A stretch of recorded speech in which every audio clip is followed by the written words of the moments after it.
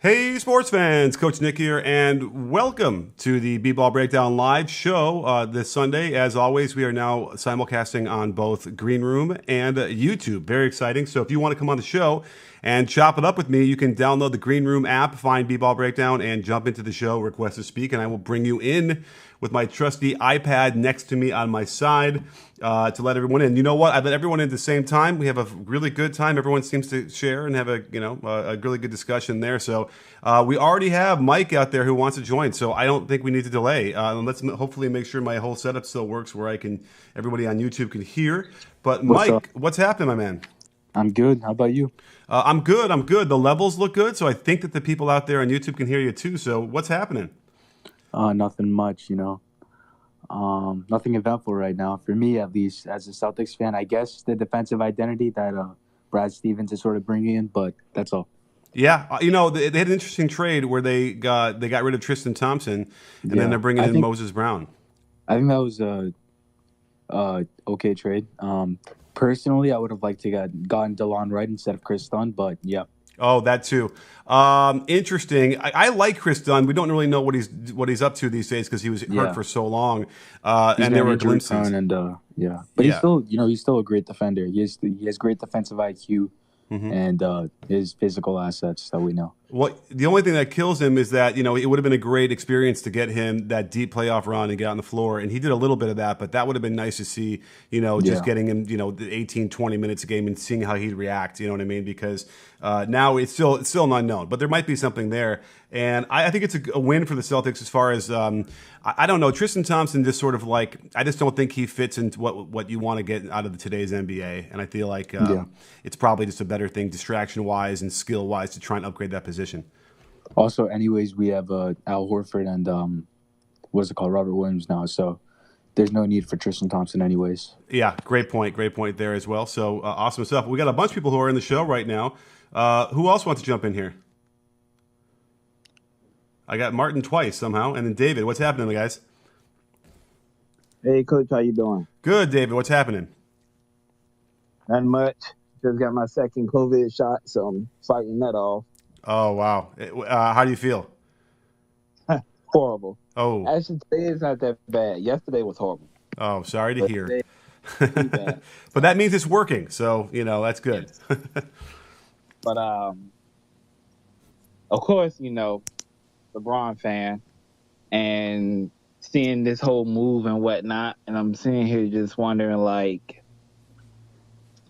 is he going? Are they going to put Davis at the 5 and LeBron at the 4? Are we really going to try that all season? Because I don't know if that's something they can do all season. Why not?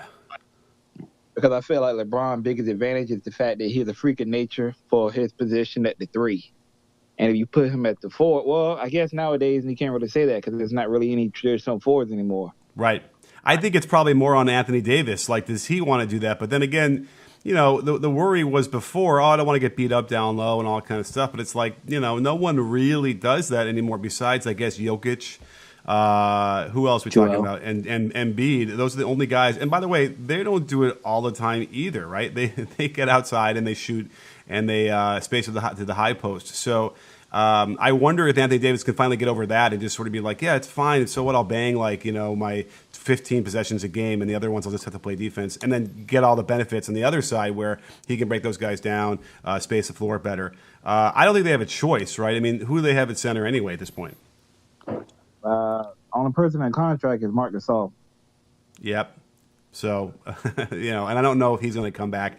The Trez Harrell thing was an interesting. So, should we get into the whole discussion on the trade? Because part of me was like, I guess here's the thing. When Russell Westbrook tells you he wants to be traded, then you get him out of there as soon as you can, right? Because nothing good will come of that if you try and keep him and change his mind. And I just don't know if that deal was the best one that they could have gotten necessarily to the Wizards. I suppose part of it could have been, well, let's get him out of this conference, get back to the West, and then we'll take Harrell. Who do they get? They got Harrell, KCP, and Kuzma. Kyle Kuzma. Now, by the way, I really liked what Kyle Kuzma was doing. I thought he was in a really tough situation where he was never going to get a lot of usage rate on the Lakers. He showed a willingness to pass and like be a playmaker a little bit in there too. So I was kind of happy with what was going on. The real interesting thing was the Montrezl Harrell experience, because clearly we have been saying during the playoffs when they completely benched him and there really wasn't any reason why, especially after Anthony Davis went down. All you could imagine was that they wanted him out of there, right? They wanted to create a situation where Montrezl was going to say, "Get me out of LA as soon as possible," and he was so intent on doing that he was willing to do a sign and trade, which I don't think he had to do, but I think he's like, "Please, if this gets me out of LA, I'm there." I think Montrezl Harrell didn't really fit with the system that they had. Offensively, I think it's fine. It would have been an okay fit. But defensively, I think Montrezl Harrell's struggles don't really fit with Frank Vogel's identity. Another thing that I saw, at least with Anthony Davis at center, that would the thing that we were talking about before. He can play center outside. You don't want to play with Embiid, Jonas, and Jokic, those big guys that really dominated the paint. But otherwise, it's really it's not as big of a thing because it's more about pick and roll defense now. I don't think it's anything about him getting beat up anymore, against centers at all. I hear you, and it's the only choice they really have. It gives them the best advantage. Yeah. Now we're talking about Russ around that. So LeBron at this point at best is like an average 3-point shooter at best, and you still want him to shoot those as much as possible, the threes. Anthony Davis again is also not really proven that he's going to be anything more than an average. Although now that I'm saying that, let me just check what his 3-point percentage was last year. But I just don't think it's the thing you're gonna. He's not going to pull a huge amount of gravity either on that one because you're so afraid of him, facing up in the post and attacking you there.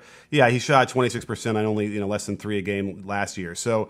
All of a sudden you throw Russ in there who shouldn't be shooting any threes. I don't care if you have Steph Curry and Klay Thompson out there alongside those three. I'm not sure you're getting enough spacing there to be able to run an offense that won't get pretty bogged down. You know what I mean? I think that's obviously the biggest concern. I'm anxious to go through this week and go through some of the footage to kind of just figure out, what plays work best for Russ with these two guys. But I think it's going to be a real challenge for Vogel. Yeah, because I think in the regular season, this team, you can run with it. You'll be fine. You won't be as bad. But I think in the playoffs, is gonna that's where their struggles are really gonna come about. Because in the regular season, I sort of understand Russell Westbrook's fit because I think LeBron can sort of go easy, rest a little, I guess, since his age and everything. And Russell Westbrook, even the games where LeBron rests, actually doesn't play. That would be great. And then in the games when LeBron plays, you can have Russell running more minutes and with more minutes than LeBron, and have when him and LeBron are on the court together, have Russell run some plays too, so LeBron can rest up. Interesting. Right. I mean, but I don't necessarily want. If we're talking about the Lakers and this team, I don't necessarily need to hear regular season solutions. Right? We got to get to the point where they're all going to expect to play 38, 39, 40 minutes a game, and that means almost all overlapping. So I get it. They could get those runs. LeBron might go to the bench midway through the first quarter, and then Russ have control of the offense.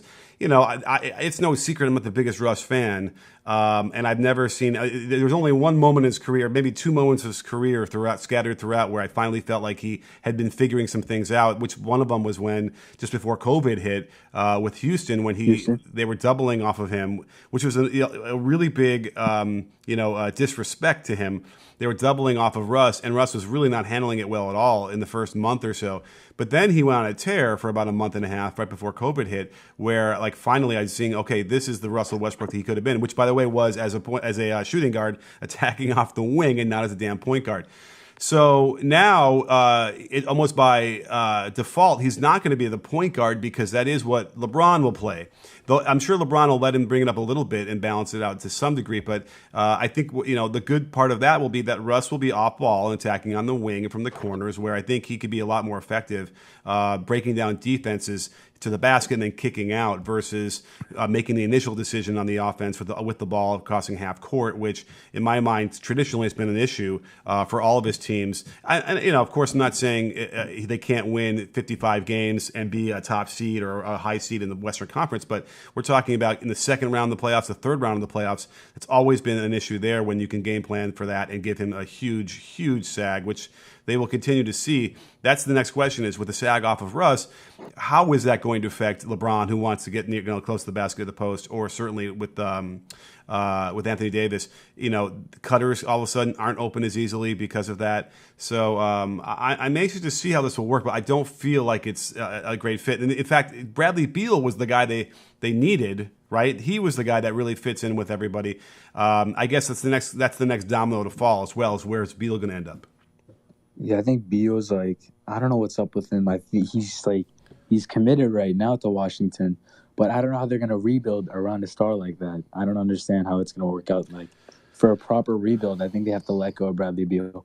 Well, okay, but I will throw this out there. I mean, I like Rui. I think he's on a good path right now, especially without Russ there. He can get more usage rate there.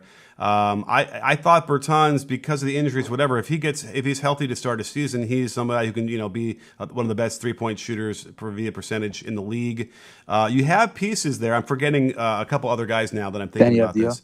Abdia, he actually really crapped out, I feel like, by the second half of the season, if I'm not mistaken. I don't know if that was really him, because I think Scott Foster's, his offensive system and what he ran with Danny Abdia really, annoyed me. Yeah. Because I think he just put Danny Abdia in a corner and asked him to be, a 3-and-D guy, really, when that's really not what Danny is at all. Yeah, so that might open up some opportunities for him as well. Let's see, who else do they have? It's, and even Thomas Bryant, who got hurt, which really hurt them as well because he was promising. So they have something, right? They do have something, especially if Beal goes off again for 31 a game, and then maybe clears the way for him to just be the Steve Nash-esque, guy who's the lead guard, scoring and assisting.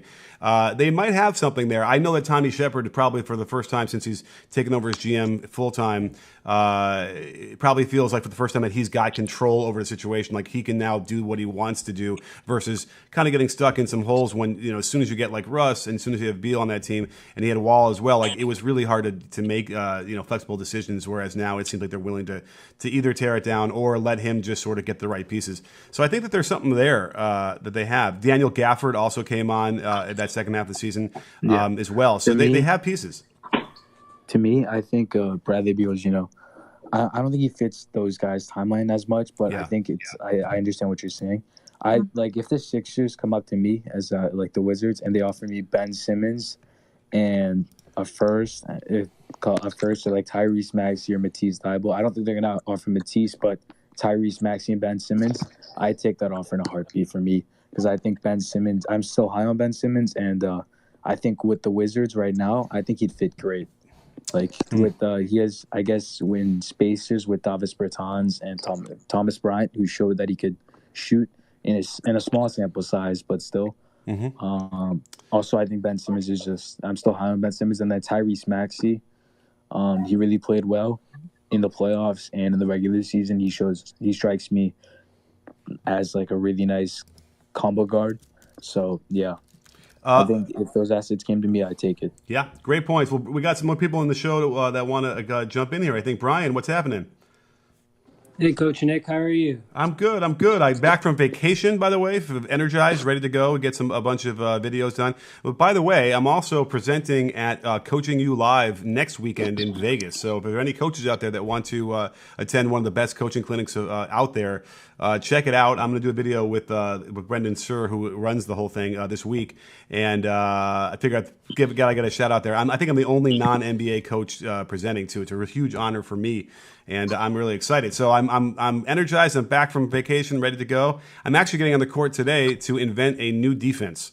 I think I've teased it a little bit throughout some of these shows throughout the last month or two, but I got a bunch of college and pro players to get on the court with me this afternoon, and I'm going to try to at least invent a new defense that no one has ever seen before. So stay tuned for that. But what's happened with you, Brian? Oh, not much. Just listening here, taking in all of this NBA information. It's been the free agency hasn't even started, and we're already knee deep in this chaos. So It's going well. Yeah, well, let's see. So far, it hasn't been too crazy because we have like the Celtics and the Hawks, and that was an interesting trade. I didn't understand why the Hawks got. Well, let's see. The initial trade was what did Bontemps? Yeah, they changed Thompson for Yeah. So it's Tristan Thompson Chris going to Dunn. Atlanta first, and I was like, what is that? They already have Capella, and they have Okongwu who's going to be back from injury. So, but then that made sense, and they kind of started moving other pieces around. I feel like I really wish I could kind of figure out exactly what about Tristan Thompson's game that bugs me. I suppose it is that he can't shoot, he can't dribble, he doesn't really pass. I guess he plays okay defense and he can rebound, but those are the things that I think I value more, those offensive skills. So I think that ends up being a thing where it's not tenable from that position to have nothing out of that. Which is, by the way, where the Hawks are at with Capella. Although I thought Capella was on a better track to be a little bit more of a contributor offensively with dribble handoffs. At the short rolls. I feel like, but I don't know. Maybe he fits in well with Trey as it is anyway. But I feel like I'd like to see Capella get a little bit more opportunities to do something more on offense. Yeah, I think DeLon Wright better fits in that Atlanta Hawks system. He was kind of stuck behind there, and a few other guys there in Sacramento. He came from the Pistons, right? Mm-hmm.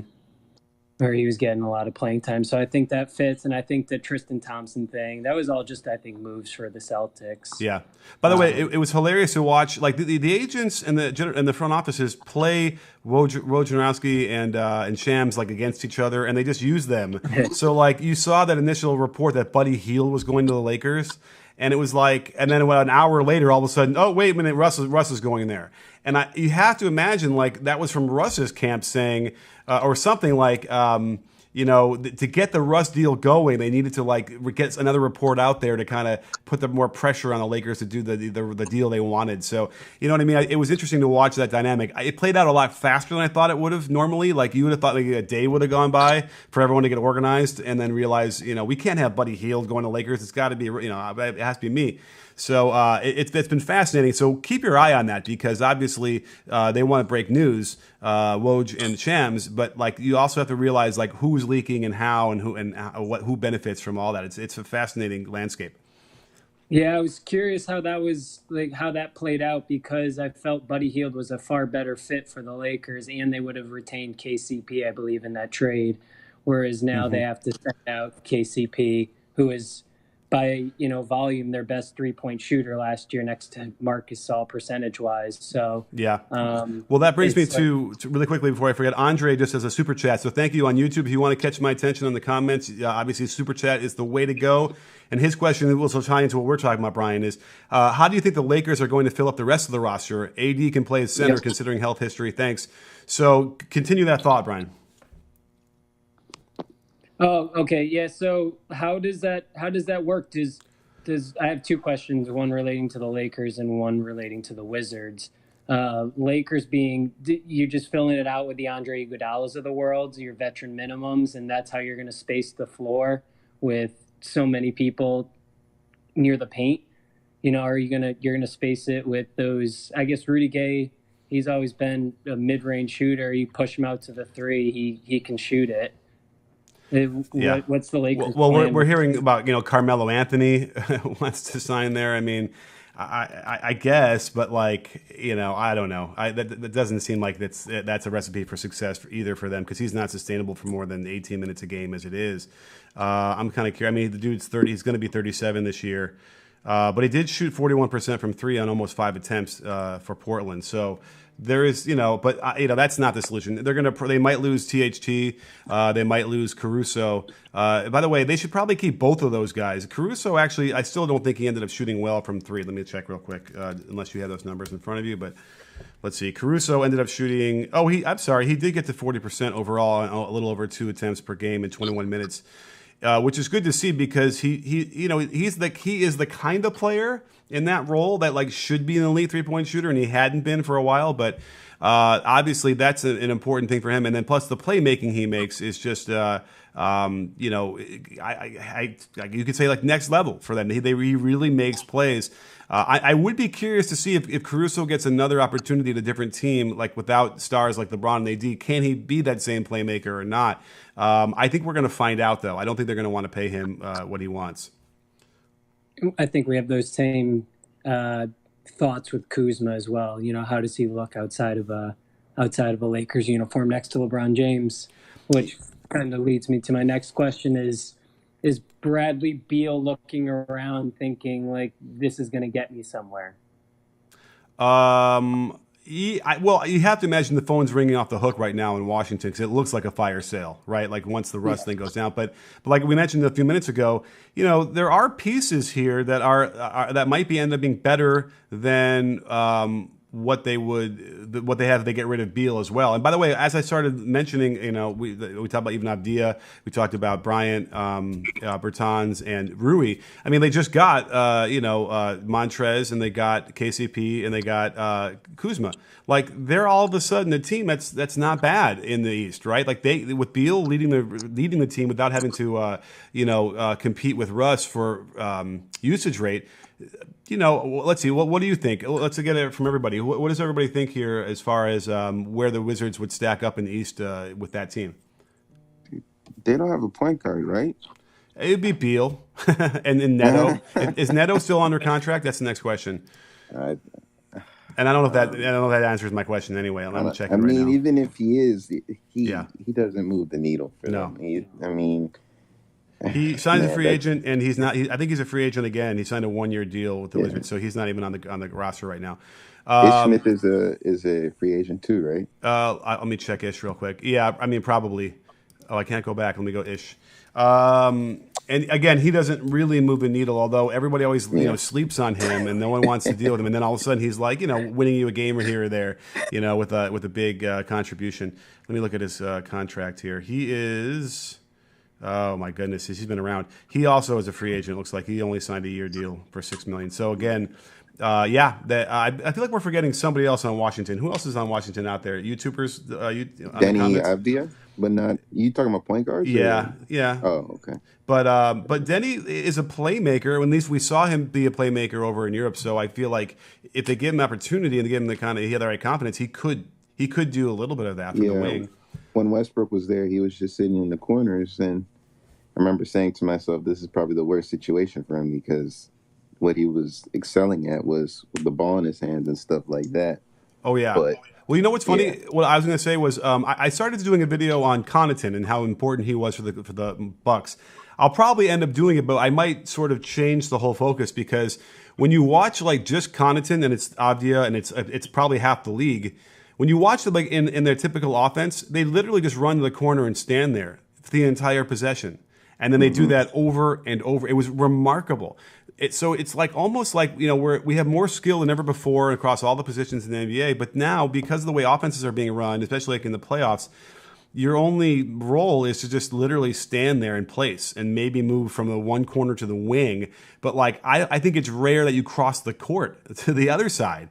That's got to be an effect on these players. I know we had heard from Serge Ibaka at one point back in the day, a few years ago, complaining about having to be that role alongside Russ, where he'd literally just go to the baseline and stand there, and then every fifth possession he'd touch the ball. Now, if you remember back in the day with the triangle offense and Phil Jackson, the reason why he liked it so much is that because it gave everybody a chance to just touch the ball. They don't have to shoot it, but they can just touch it, feel part of the offense. Yeah. They have more energy to play defense on the other end. So we're kind of getting into this weird like specialty roles again, where two to three player, let's call it 2 players in every possession are literally stagnant and not moving at all for multiple possessions in a row. It's kind of startling. I don't know if anybody really realizes that. I get it. Going back to the teams that do that, that let you touch the ball, like Utah, everyone, it's like equal opportunity kind of with them too, right? But with the whole roles and things like that, I guess it depends on the player. Because, Connaughton hasn't really shown he could really do anything off the dribble when someone's closing out and stuff like that. He doesn't really have any little moves like that. So with those type of players, it makes sense for them. Like, that's all you want them to do. But when you have someone like I mean, if we're talking about Denny Avdia and something like that, you shouldn't want him to stay in the corner. To your point, like, he is very skilled. He should be able to initiate instead of always being the one to have to wait and just sit there and just waste away like Kevin Love. Well, let's talk about that for a second, because obviously, like, the most common actions we see now are sort of the pistol actions, right? Like pin downs, coming out of the corner for handoffs, and just like, trying to dribble, penetrate, and kick.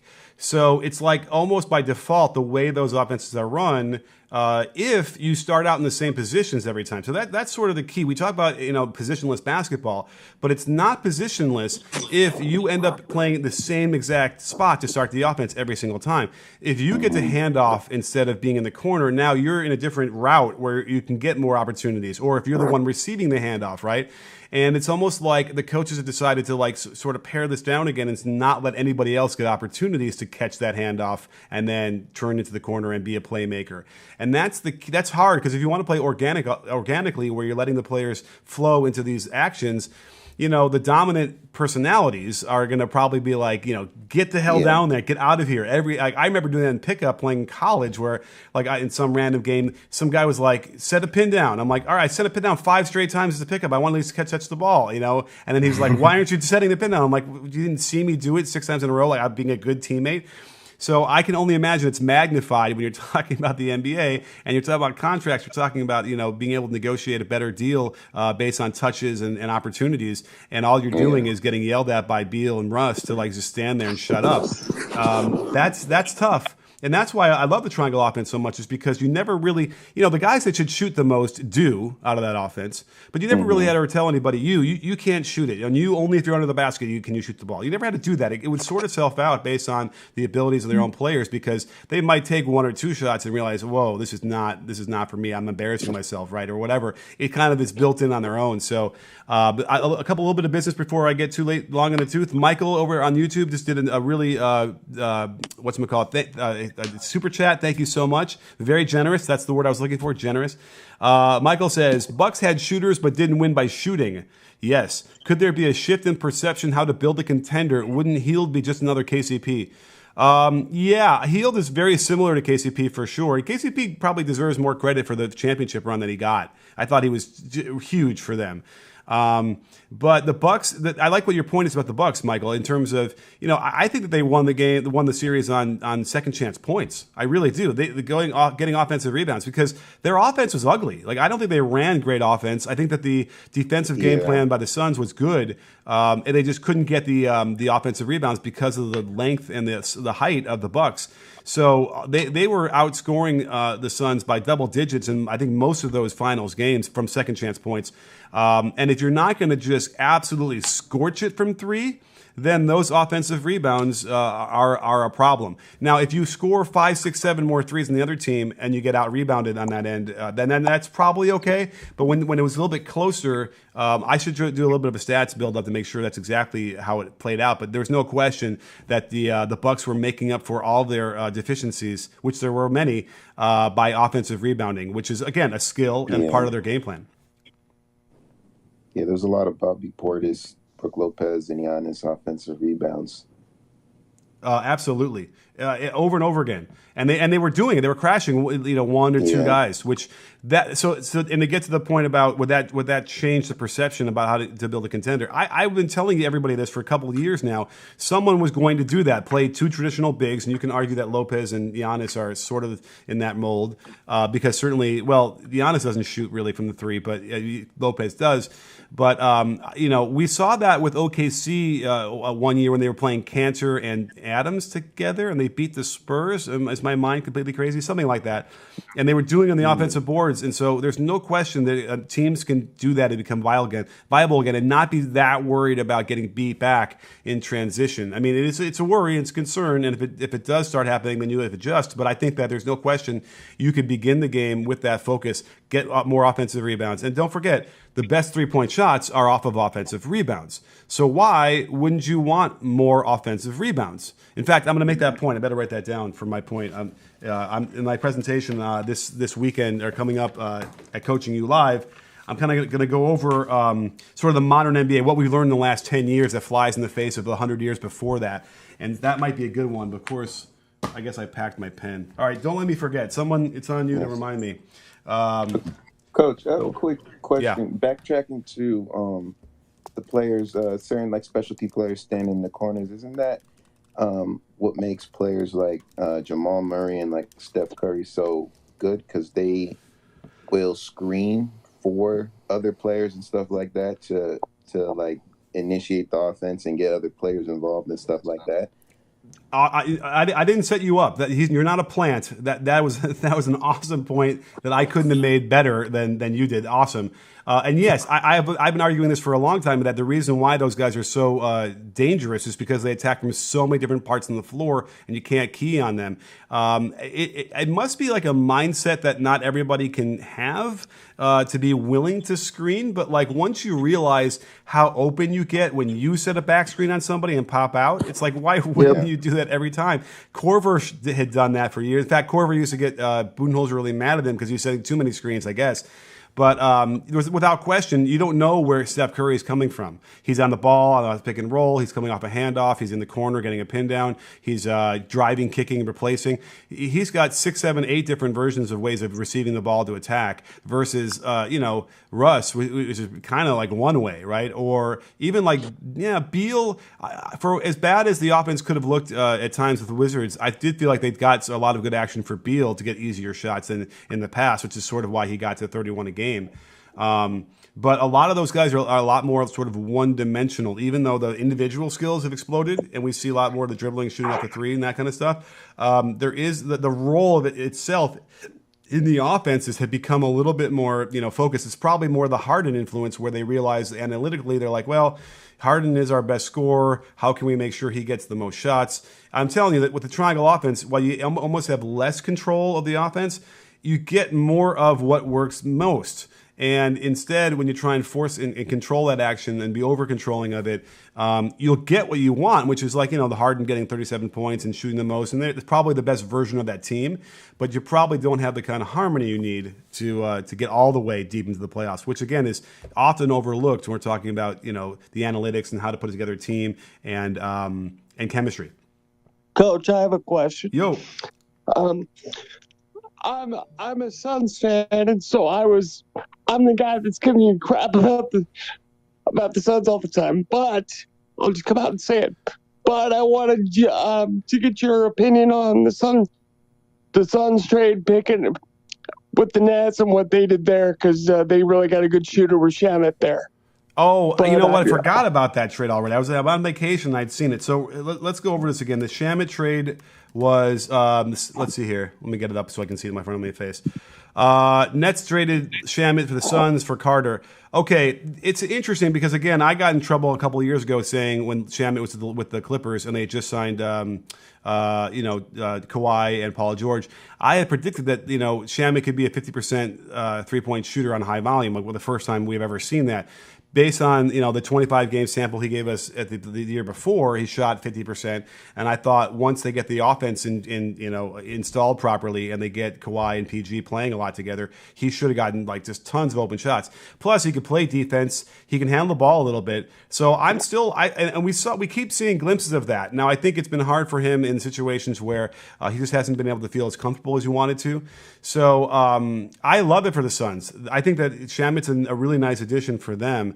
Now, I have to kind of get back my Javon Carter hat on and sort of study some more of the footage from him because, we didn't see much in the playoffs from him. And so I'm kind of like, I got to figure out what his game is. But I like that. Trust him. What's that? They didn't trust him in the playoffs. Right. And, I hear you. And would they have been able to benefit from having him out there? I don't know. But they also get the 29th pick in the draft from tonight. Phoenix gave it up. Which was sharp. Yeah, so who knows? The 29th pick generally doesn't usually pan out that well. So I love it. Suddenly the Suns have more shooting, which is obviously every team could use more shooting, and they have a solid defender and a solid playmaker. I think that he'll be great, and I think he could probably he should be able to play off CP3 really well. I'm assuming CP3 is going to be back in Phoenix. I think he'd be silly not to. So I think it's a really great shot because, again, the Suns, we don't know. They benefited a lot from injuries, so we don't know how sustainable that finals run is going to be in the future. Can they do that again? So I like what they're doing. They're trying to improve. They cannot sit back and just sort of rest on the fact that they made it, and that's huge for them. And one other question. Do you think Buddy Hield would want out of Sacramento now since they drafted another point guard there? What do you think Hill's role is in Sacramento? Could they be looking to deal him? But yeah, I think everybody wants to get out of Sacramento. Sorry, Luke and Vlade, but I feel like it's just a situation where they just can't seem to really figure it out, and it's been head scratching with what they're trying to put together and cram all these circles into square holes. That's not the right way. Squares into circle holes, whatever they are. And so I think that there's a notion of, I think he'd be more than happy to get out of there. He lost his starting spot. I'm sure he'd want to start again. So Buddy would be a good pickup for people. Obviously he's available. I've always been high on Buddy, and it's taken a little bit longer, even though he's a 4-year player in college, to kind of get settled. But I think we're seeing what he is. He's an elite shooter. He can handle the ball. He can score 20 a game in the NBA. Defensively, he's average. So I think that he'd be a really good pickup for a lot of good teams who'd want him. The question now is, what is that value? What was the Lakers' deal? It was going to be. It wasn't going to be KCP. It was going to be Trez and Kuzma. Yes. So that seems like correct. Yeah, Kuzma and Trez. Okay, I mean that's not bad. So you can kind of figure out what his value is from there and who would be willing to give that up. And I think thought that Buddy Hield was a better fit. So that's just me. Absolutely. I think Buddy Hield will be a much better fit than Russ, honestly. Because he can shoot it and come off screens. Yeah, for sure. He doesn't need the ball. He could play that way. Russ needs the ball. He needs to dribble the ball 5 times and pull up from 16, 17 feet. There's also the personality thing, which, is no guarantee that's going to work. Russ has sort of worn out his welcome, right? I mean, by the way, it's not like a unique thing. Like, CP3 wore out his welcome and where he's been too. So, it's a thing where I'd be worried about that as well. I mean, the only explanation I have for Montrezl Harrell's treatment at the LA, I know like he didn't fit apparently, but I don't know, man. They could have gotten 18 minutes of a game out of him as a 6th man of the year. I thought he played well in the Suns series. I thought he played well versus Phoenix. Yeah. I did. They just benched him. They just stopped playing him. Yeah. All of the worst players. So the only thing I could take from that is that like he must have said something like this is my conspiracy hat theory. He must have said something wrong to LeBron or somebody like that, and LeBron was like, get him out of here, because he stood up to him or he yelled at him or who knows what he did with the big no, the big word, whatever he said. And at that point, the Lakers were like, sorry, LeBron, that's, or whoever it was, or whatever it was like some incident happened, and that was it. And they were going to make sure that he didn't want to resign, and that they weren't going to, do the sign and trade to get him out of there. So, that chemistry thing is really important. And so obviously, if that's what happened with Trez, you got to wonder what's going to happen with Russ. Now, Russ is not the kind of guy they're going to bench, right? But it could very well lead to some destructive chemistry that doesn't work. So we got to be wary of that, and we'll see how much they can keep that in house if it does happen, and whether that's going to affect the play on the court. I would imagine it would ultimately if it didn't work well chemistry wise. But again, X's and O's wise, it's going to be a huge challenge to figure out ways to generate easy looks with the 3 players who don't really spread the floor. Oh, Coach. Yo. Hey, I'm a big fan of the page, big fan of the YouTube. Oh, thank you. I'm a Nets fan, so switching topics. I just wanted your take on what do you think the Nets need, I guess, from their bench to add in free agency, just to make them a better team? Ooh, that's a good question. Yeah. Well, I mean, it's weird because it's like, do we just go like traditional, like you need that microwave off the bench thing? I mean, let me get up their playoffs in a minute. So, all right, coming off the bench, they ended up having Jeff Green, Bruce Brown, Shamit's no longer there. I even like the Mike James thing. I think had he gotten there and he can start the whole season, he'll be better. But let's see, what would they need? What were they missing? I mean, listen. I was thinking more like 3-and-D wings, maybe, or like you're right about the scoring off the bench because we might lose Spencer Dinwiddie to trade him away. Yeah, I was thinking more like 3-and-D wings, maybe shot creator. Yeah, I'd be willing to say this: if they keep Spencer and he's healthy, then that's pretty much all they would need. I think that would actually solidify that, as long as they don't get hurt again. Because again, I've been on the record; I've been saying this for a lot. They don't lose to the Bucks if Kyrie is healthy, right? If Kyrie doesn't go down with an ankle sprain, then they beat them. I mean, here's the only problem. I think I've been relying on historical impressions of a 2-0 lead more than I should these days, because we've now in the last several years, I feel like, seen a lot more 2-0 leads disappear completely. Right. And it's weird because you can't really point to like some major adjustment that the Bucks made that like won them a series, other than sliding underneath Kyrie on an open layup and spraining his ankle. Which is not an adjustment. So that's the thing for me. It's like the Nets are right there as it is, and so Spencer would be the perfect addition. And by the way, if they had Spencer healthy this year, he probably could have given him enough to cover the Kyrie injury, and then Harden came back and was okay the last couple games. So anyways, I think that they're in good shape. They definitely, I guess in this respect, Jeff Green gave them some really good minutes, so they should bring him back. Is he under contract? It's a good question. He's a free agent. No, he's a free agent. Yes, so they should bring him back. But the interesting question is, he played pretty well, so he might get interest, and it might get to the point where the Nets are like, well, we can't pay you that, and Godspeed. Are they going to bring back Blake? Ooh, he's a free agent. Is he really a free agent? Also. That's a tough one. Yes. So they got to rent a lot of that one. Well, let's see. Last year he made a lot of money, I'm sure. Let's see. Yeah. Oh wait, Detroit's still paying him. But I see him under. He's got a contract for 21-22. Oh, is it a? No, it looks like he's just under contract. So are we sure he's a free agent? I think we had him for like a 1-year rental. But Detroit, I know Detroit bought him out and paid him that money. It says here he signed a 5-year deal in 2017. So that would be 17-18, 18-19, 19-20, 20-21. They bought him out. Oh, they bought him out? Yeah, they bought him out. Oh, yes. I see. Okay. So he made $29 million, or 20. Oh, Jesus, he made 32.6 this past year under that deal. Obviously, he's not worth that. He won't get that. Man, that's tough. I suppose it's going to be on whether if Blake wants to win a championship, he should absolutely do whatever he can take to stay on that team, right? And they might have to say, well, you got to take a little bit of a pay cut, help us out here, and he might do that because Blake's made a lot of money and he's been broken down, so he knows both ends of that stick of what it's like to be in the top and the bottom. So. If I were Blake, I would say just sign, the mid-level exception, whatever they're going to offer him. Play your 20 minutes a game. They'll protect his knees, and then the playoffs will probably ramp up. But the question is, should they do that from the Nets standpoint? Right, that's an more interesting question. From Blake's standpoint, absolutely, I think he should. From the Nets standpoint, listen, I thought Blake did nicely. I thought he did well for them. And, what are the other options from that position, right now, if they're going to try and find somebody else? JaVale McGee? Right. I would pick Blake over JaVale, wouldn't you?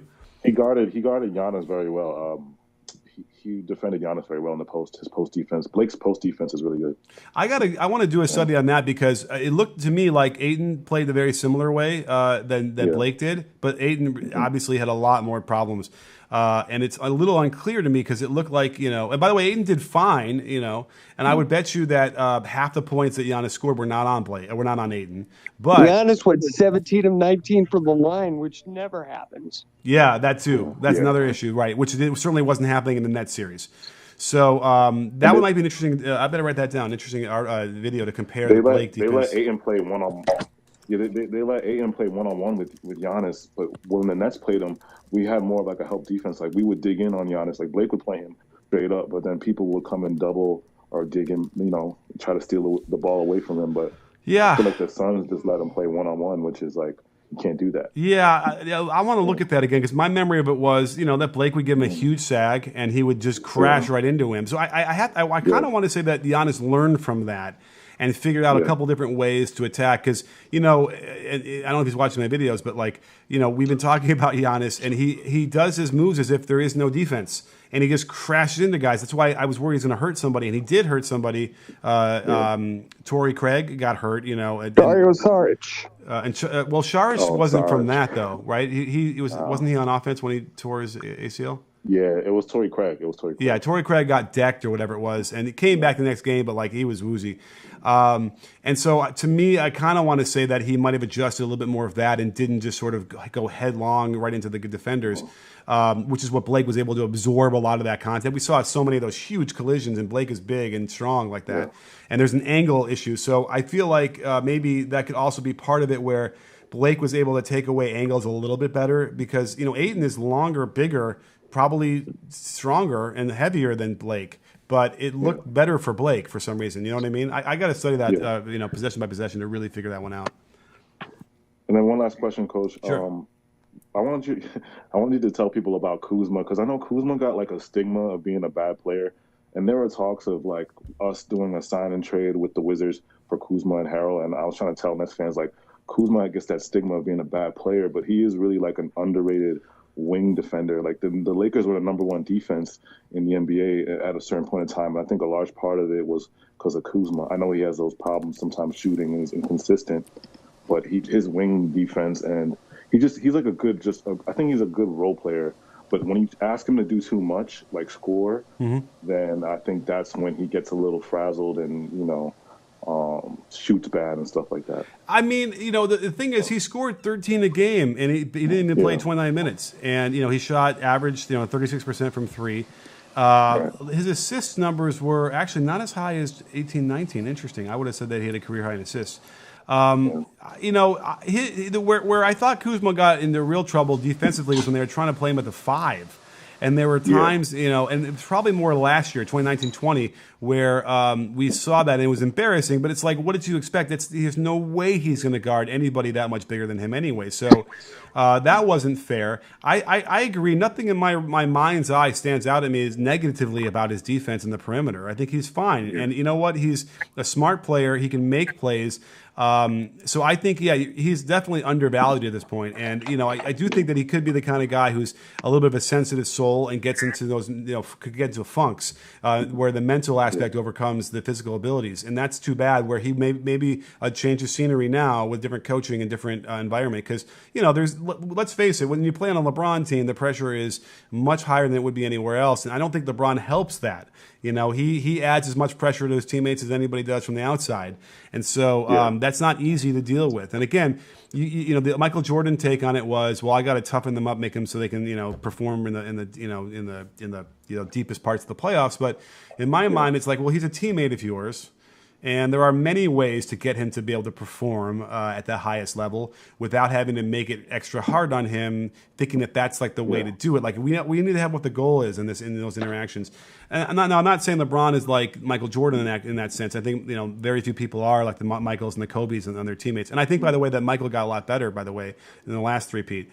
So no, you're definitely right because those 2 first years, Kuzma averaged I think he averaged 16 and 5 his first year, and then 18 the second year. Mm-hmm. And then as soon as Bron came, all that pressure came on him, and his play started going down.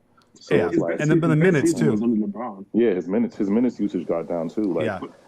Because isn't that because they play the same? They play the same position, right? Well, so you can't play them all at the same time with AD. No question. Can I correct you guys? Yeah. Because it wasn't his best season in LeBron's first year. Yeah. It was not his best season. No, his best season was the year before. I was saying Kuzma's rookie year and he made first team all rookie his first year in the league. He averaged 16, and then the second year he averaged 18. But to be fair, those first 2 years there wasn't anyone on those teams. I mean, who was going to take those shots? Right. But that is true. So there was a lot less pressure anyway, just because those teams weren't going to win anyway. He could just play free. But that's another point. That's sort of proves the point too. The ability to be able to play free like that, can allow you to then, who's better? Who's better, Kyle Kuzma or Cam Johnson? Ooh. Cam Johnson. Cam Johnson is Cam. Okay. Because Cam Johnson has an elite skill that you can play with. Who doesn't matter who's on the court. He can shoot Kuzma it. doesn't have that. What's the elite skill that Cam Johnson has? He can shoot it. Shooting spot off movement He can screen, shoot it. He's off more ball athletic movement, than you think. What's his 3-point percentage though? What's Cam's defense. 3-point percentage? Better than Kuzma. Okay, well, definitely Kuzma better. shot 36% last year. Pretty Cam confident Johnson it's over shot. 30. Dun-dun-dun. Are you ready? He shot 30. He shot worse, 35%. Now, Cam Johnson shot 39% his rookie year, but he shot 35% last year. So, But was debatable. but who would you leave though? Who would you leave open? And also the gravity sense. yeah. Now, for what it's worth, in the playoffs, Cam Johnson shot 45% Exactly. from three. Now let's look I at think that's closer to where he there really you is go. as a shooter.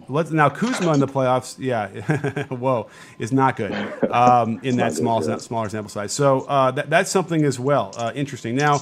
It's also, environment, who he's playing with, and whether they build him up or whether they. Because here's my take on the Lakers. It's like you could be playing, you might make a bad turnover, and then all of a sudden they're all side eyeing you, and then you're benched. And I feel like there's a lot more leeway on other teams, even the good teams that have pressure on them to win. Does that ring true, or am I crazy on the Lakers? You're right. Yeah, that's pretty accurate. I have a question for you, Coach. Do you think Russ is a plus defender? No. I do. No. What's that going to do to the defense? That's my problem. I don't think they can defend. He's not good. Worse than the NBA. I actually disagree. I think he's a solid defender. How? What evidence has shown that? The guy loses his guy. He goes for rebounds completely. Like he's not good. He has all the capabilities of being a plus. He's so bad. He's so bad. And he's the worst offensive defender. Not now. And the thing is with Russ, right? It's not because of his lack of ability. Like he has all the physical gifts to do it. He just doesn't want to. He does not care for that. Right. Like Steph Curry is leagues ahead of him because he just puts effort into it. When you get on a team with LeBron and Anthony Davis, it kind of puts you in a position where that's your main attribute. You'll have to focus on that as a defender. You're not going to have opportunities as much on the offensive end. So it's just going to have to default him to be that OKC Thunder, baby Thunder, defender as he used to be, like Harden and Russ. They were just known as defenders. They weren't great offensive players. It's not All right. on defense, though. I mean, he just cares as a blank care. And at this point in his career, I don't know if he's suddenly going to turn on the energy on that end, certainly like we saw back in the day, and maybe he shouldn't because he's got an injury past too that he needs to be wary of with knees. So, but at the listen, same time, he has no choice. Right. Well, that would be a good video as well to kind of just discuss and dissect why the Lakers were number one in defense, even during that huge stretch without LeBron and AD. Again, Vogel deserves more credit than he gets, and there's no question Kuzma was part of that, and the system they played really works nicely, and so they might be able to squeeze more out of Russ. But his biggest issue is off ball. He just kind of loses his man, and those guys will cut, and you see those embarrassing clips. Completely lost. Yeah. But at the same time, he sometimes he also has that aggressiveness off ball when it comes to passing lanes, and it's like. Gambling for steals? It's somewhat 50-50 because he misses, but less than 50-50. I'd probably actually give it 60-40. But that's neither here or there. Yeah. Wait, Coach, was it? I remember this video years ago. Were you the one who made the video comparing Russ's defense to Rondo's defense? Maybe 6-7 years ago. Was that your video? I don't think so. Okay. Because I remember there was a video where someone made a comparison between the two. This was when Rondo was maybe around 2012, 2013, when he was still. Yeah, it sounds familiar. Although I wonder if I had people doing some videos for me back then too. It might have been on my channel, but it might have been like Mike, Coach Mike did one or something like that. But that sounds familiar. But I don't know. It's only because how old I am that I can't remember. Who's going to play off the ball though? Because if Russ is a point guard and Bron's a point guard. Somebody's gonna have to play off the ball, and we know the answer. Going to be off the ball. Well, I'm gonna have to imagine that LeBron's gonna have to play a little bit off ball, considering that he's always wanted AD to have more touches and things of that nature, and he's also a way more respectable 3-point shooter than Russ is. Well, at the same time, he's never played off the ball. We saw last year with Schroeder. So when Schroeder would be in with him, he would defer, and he would, in the backcourt, he usually got the outlet, and he'd kind of, toss it over to the Schroeder, and then he'd be off ball. I think what LeBron needs to battle is just becoming so disconnected in the offense once he is off ball, where he's not even a threat anymore. And that's common. We've seen that a lot. Like Harden does that as well, where his gravity could really do some 35 feet away from the hoop. Yeah, it's not his turn, right? What's that? At the Heat, he used to move off the ball sometimes. Now, because of his shooting, he just stands there and it's like, I get the ball next possession. Are they going to make Russ like a Bruce Brown type guy where he's just going to stand in the corner and cut? You can't make Russ do anything. He's going to do whatever he wants. Actually, Coach Nick, I have a question that's kind of similar to this topic. Okay. So, as you might know, the Clippers drafted Keon Johnson, who right now is in this similar mode of, a very athletic player that he's not a great shooter at this moment. And the question I have actually is on the player development side and also on the coaching side. The player development side, like how exactly, because he also has a problem with his handle sometimes, which leads to turnovers. He's not like a great passer. So my question is how player development wise do you think, improvement of the handles and maybe consistency in his jumper? Because his jumper isn't terrible, but it's just off sometimes. Well, the jumper thing is frustrating to me because we keep seeing NBA coaches at that level not quite understand what the most important thing about jump shooting is, which is, at least in my opinion, rhythm.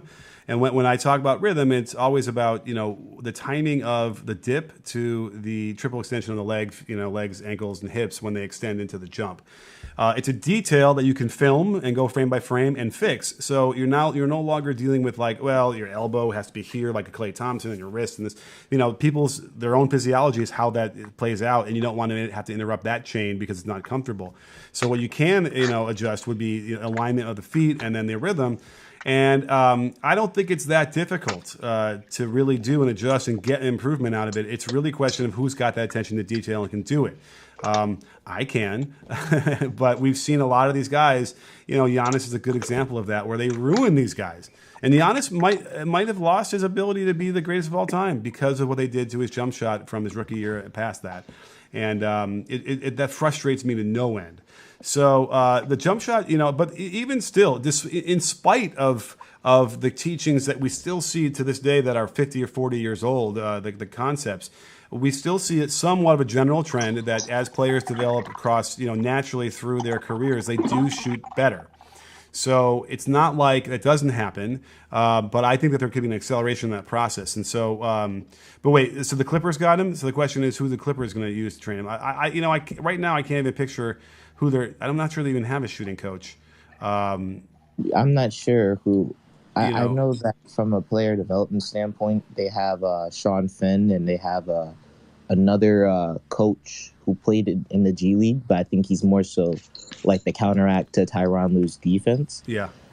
So I'm not really even sure how his shooting mechanics are going to improve, nor am I really sure how his ball handling is going to improve either. But I'm hoping for the best. Yeah. And that kind of like limbo. Ball handling should also improve, just because that seems like a lot of people are willing to work on that. And there is a notion of even like this. So I'm all against static ball handling. I hate all of those drills that are static. And I found like in my development process with working with players, the only real acceleration I see in improvement is when we get those guys moving, even if it's just walking with the ball, because you're so rarely just dribbling in place anyway. And if you're going to sit there like machine gunning the ball as hard as you can on the place by lower than your knee, it's not how all the good ball handlers do it anyway. But I do feel like even despite that, you do see improvement with guys who do like the stagnant stuff and the 2-ball drills, which again, I'm not against the 2-ball stuff, but the stagnant stuff drives me crazy. But then you see, I want to just check, Terrence Mann did awesome for them, but I want to say he didn't necessarily develop with the Clippers.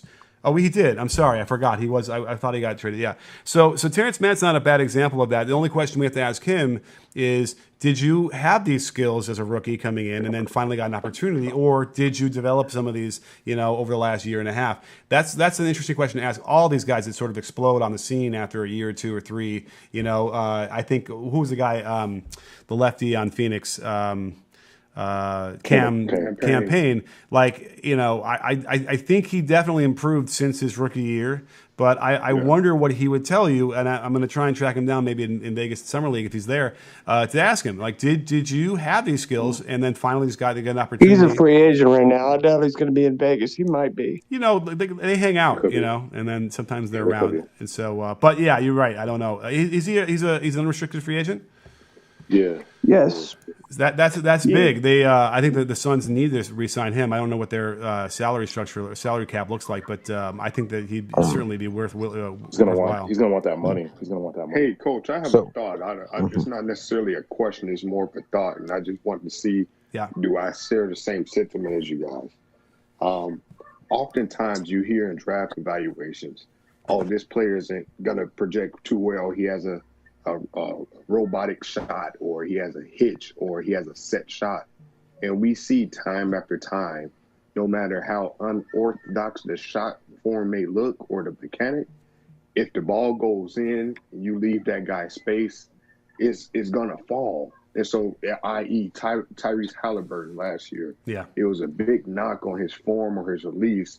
But once he got to the league, we seen whether or not his shot looks ugly or it looks unorthodox or a LaMelo Ball. However their shot may look, if you can shoot the ball, you can shoot the ball. So is it a point that, you know, the forms need to be adjusted, or is it just, hey, if the guy can shoot, the guy can shoot, period? What do you guys think? I mean, I think that there are times when you look at like Halliburton, and I'll be the first to admit that I wasn't sold at all on that and his ability to shoot it. Now we'll see this year when they really start keying in. Again, he's on Sacramento, right? But if he's on like a better team or a Sacramento team that's winning more, and they start to key in more on that and take away a little bit more of that space where he doesn't have as much time, that's where we got to find out if that's going to hold up. But for sure, the more I study shooting, the less I actually do, if that makes sense. But certainly with the actual body mechanics itself. Like I mentioned before when I was talking about alignment and rhythm, I used to torture my players by yanking and pulling and trying to force their wrists into positions that they simply were not going to move into. And I've had to call those players and apologize years later and say, I'm sorry. So without question, you know, when they can make it and they can nail those shots, you don't want to get in the way of that at all. And now if there's a hitch, that's obviously the one thing that kind of gets me a little bit, my spidey sense tingles a little bit more. But I think with the notion of rhythm and what we've been trying to spread on that end, as far as how the dip works into the shot, I feel like we're seeing less players that have an issue with a hitch. Whereas back in the day, I can remember having to iron out guys' hitches all the time, and without knowing what I know now, and it was much harder. Now I think it's a lot easier to get to iron that stuff out because we talk about the beginning and the end, and you can get it all the way through. But before, we would try and reverse engineer like some versions of trying to get rid of the hitch, and I think it made things worse. So anyway, it's a long answer for maybe a shorter question, but I do feel like you're right. We should get over the Klay Thompson. The Klay Thompson form is something that we don't need to be trying to emulate with everybody. Right. Or you could go and say Tim Hardaway Sr. Jason Tatum kind of pops back and, lets it rip. Michael Redd, they had an unorthodox shot, but it failed. Reggie Miller. I'm a big Maverick fan, and I've seen the Maverick lost like twice in the playoff now. Last year they had Porzingis who was dropping like 20 points, 9 rebounds, and he got injured, and that's why they lost. This year, Porzingis does not show up, but they go toe-to-toe with the Clippers to Game 7 with amazing performance by Tim Hardaway Jr. So heading to next year, getting like reports for like rumors that they're trying to get DeMar DeRozan or maybe some other star. What do you think is the right course? The Mavericks getting more shooter around Luka, or letting go of like Tim Hardaway Jr. and Josh Richardson to get another star to have Luka? Another star is never a bad idea. I don't think that maybe DeRozan is the other star that does it for them. My take on it was, especially with in the playoffs, what really hurt them in my mind was they kept playing zone and they were playing Boban too many minutes. and I don't know exactly what they were seeing like in the analytics. There must have been something underlying, but from my eyes, I was like, this is a mistake. And as a result, I'm not necessarily surprised that Rick Carlisle left, because I wonder if he felt the same way and was being dictated to as far as how that goes. I don't know. I have no inside information on that, but we can see the results, which is Carlisle's gone. Now, on the other side with the KP issue, like, do they have that star in KP if they play KP the right way in their offense?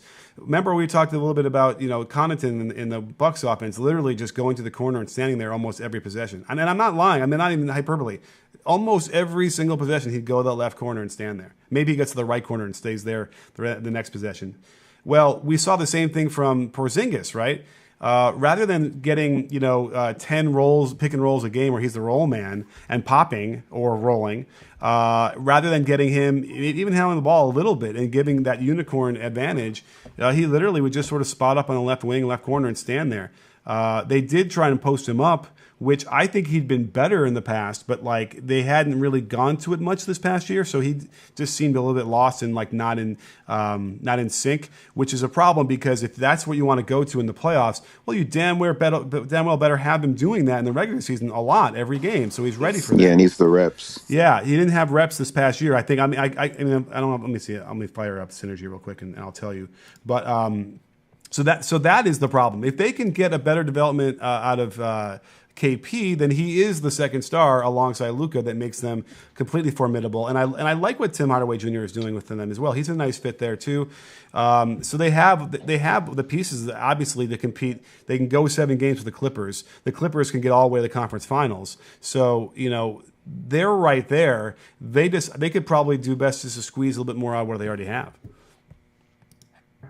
I mean, okay. That's okay. It's about shooting in general, and not shooting, but shooters, and why.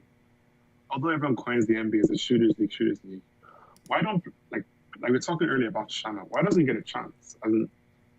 Why doesn't Matt Thomas get a chance? Why didn't Seth Curry get a chance for all these years? Why doesn't Quinn Cook, all these other Trey Daniels get a chance in the NBA? Even though we were talking about shooters leagues, but really good shooters don't play in the NBA. It's happened that way for since the beginning of the league, and I think the through line between all those players is that they're short, right? And they just assume, well, they're short, so they can't defend. Which that doesn't really matter, though. I know. I mean, it doesn't matter if you're gonna light it up on your end and hit a bunch of threes. You can counteract like what the other team is doing too. And Seth Curry, first of all, on the offensive end, he can handle the ball. Contract too. I mean, he's a player now. It took him years. Like, he's been in the G League for years. Yeah, no, I hear you. But he wasn't really good. To be fair, he wasn't really good. He came into his own. I watched him. I watched him at Duke and stuff like that. I remember when he was at Duke because I'm a Duke fan. But when he came, I don't even think he got drafted. He was at Santa Cruz and in Golden State up there for a few years. I mean, the league is littered with all those guys. I mean, we go back as far as Armstrong for the Magic, the 6-foot guard, Daryl Armstrong. Every year they'd be trying to replace him, trying to bench him, whatever. And by the end of the year, he's starting. He's like killing it for them. And you know what I mean? Every year that happened to him. There's just a weird thing about that, and I guess I kind of get it. But like Seth Curry, for instance, I mean, he can handle the ball. He can create. Do you think that the Mavericks are kicking themselves for getting rid of him and letting him go to Philly? He's getting Philly to the I just didn't get that. I just didn't understand that trade. Like, I know, and now Josh Richardson's gone as well. Exactly. So he seems like the best player to have next to Luka. Well, I can tell you why. Josh Richardson to them was a 6'5", 6'6" athlete who can defend well, and he can shoot. So that's basically what Curry is giving us, but we now have a better defender, right? Well, that ended up being completely the opposite. He was not the shooter they thought he was, especially compared to Seth. Yeah. And he was certainly not the ball handler and playmaker either. And then defensively, it's like if you have the right elements in place. I mean, we've seen in the past. I mean, Seth is okay. Like, he's not horrible on defense. But when he's constantly being attacked, I mean, yeah, obviously. But if you have the right guys around him. And didn't he shoot like close to 50% this year from 3 too? Sorry. Who, Seth? Yeah. Did he get that high? He had like a crazy number. Let's think. see. Yeah, I think he shot around 45. In the regular season, he was 45% on. Here's the thing: he took 5 a game.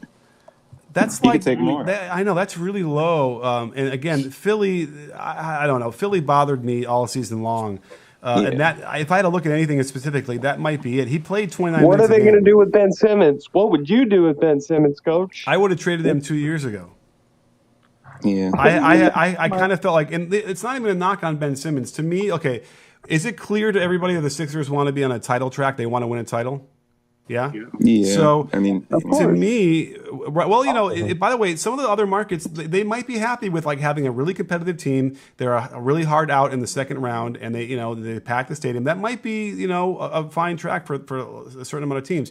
But if Philly wanted to be a title contending team, I kind of just always felt for the last several years that the pairing of Embiid and Simmons wasn't going to work. And that's not even a hot take. I mean, I think people on the Sixers felt that too. So in my mind, if the goal was to win a title in Philly, then obviously you're not going to trade Embiid because he's the much better player. So, that means you should trade Simmons. Trade him when he's at the most value. I don't think he's got his most value now. At that 2 years ago, I mean, it was a question mark with him and injuries, and is he willing to lose some of the weight and get in shape and. Oh, we're talking about Embiid? Yeah, okay. I mean, I hear you. That's true.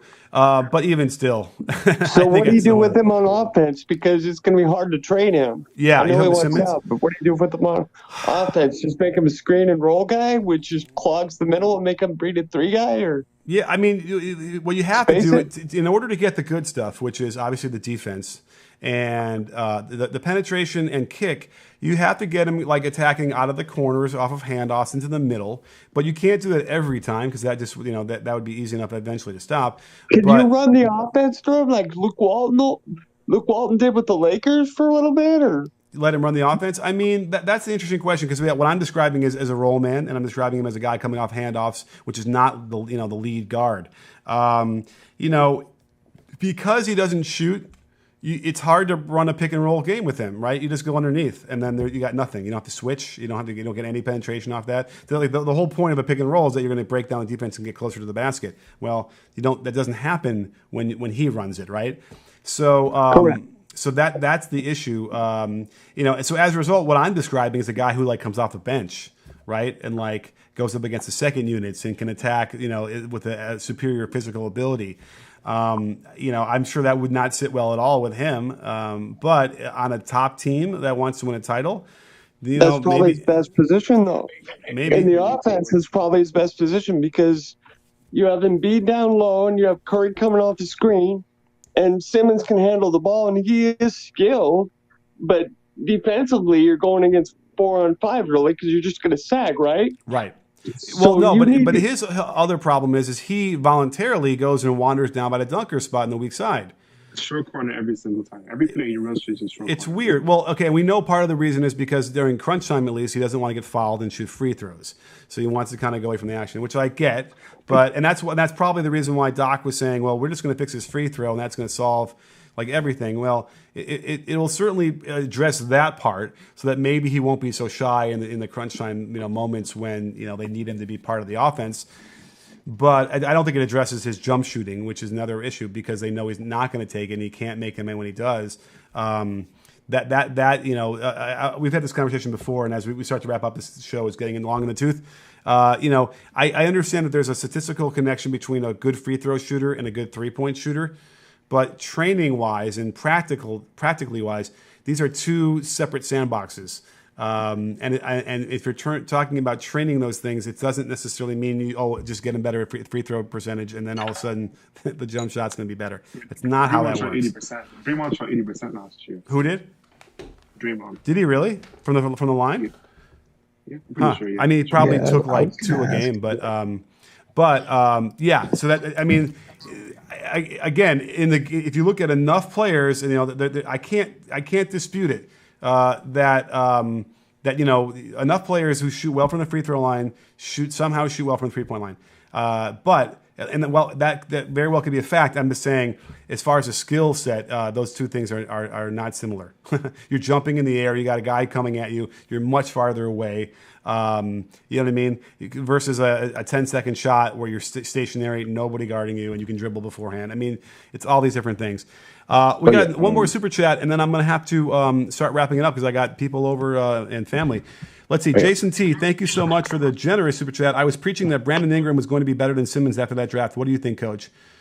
Well, Ingram is better than... That's interesting. Is Brandon Ingram better than Simmons? Yes, I'm on that boat. Yes, by far. What do we think he shot from 3 last year?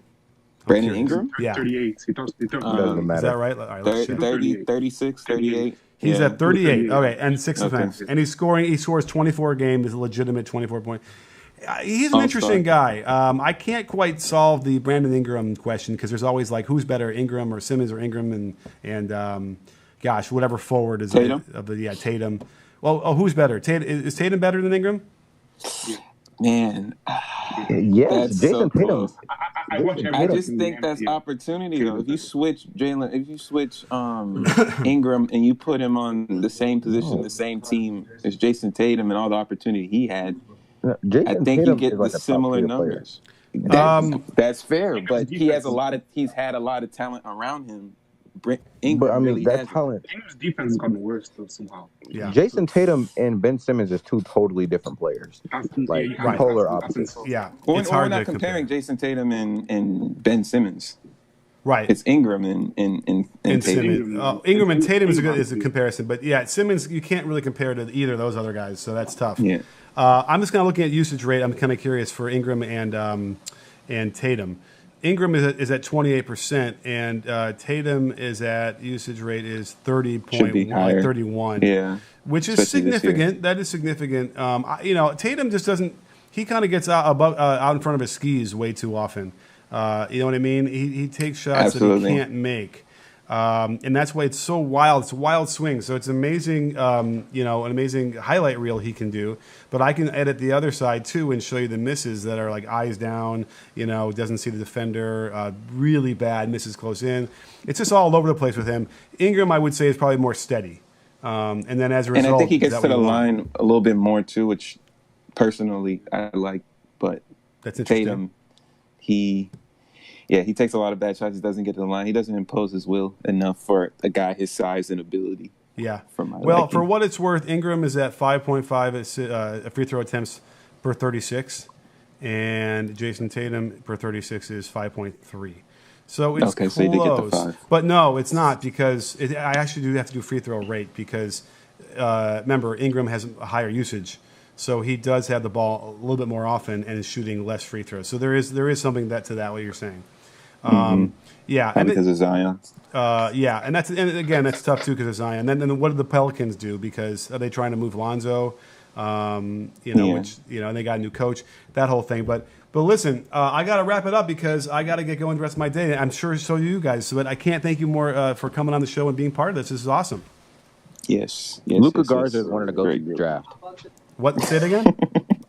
Luka Garza is wanting to go to the draft. Oh, Luka Garza. All right. Well, we'll keep our eye. I got to do my whole draft thing. I was out of town, missed it, but we'll dig it. But either way, thank you guys for all being here. This will be part of the podcast. I'll post it a little later on. And don't forget, sports fans at B-Ball Breakdown, we're not a channel. We're a conversation. You in? Are you in, guys? Yes, I mean, Yes, sir. Go Ayo the Sumo.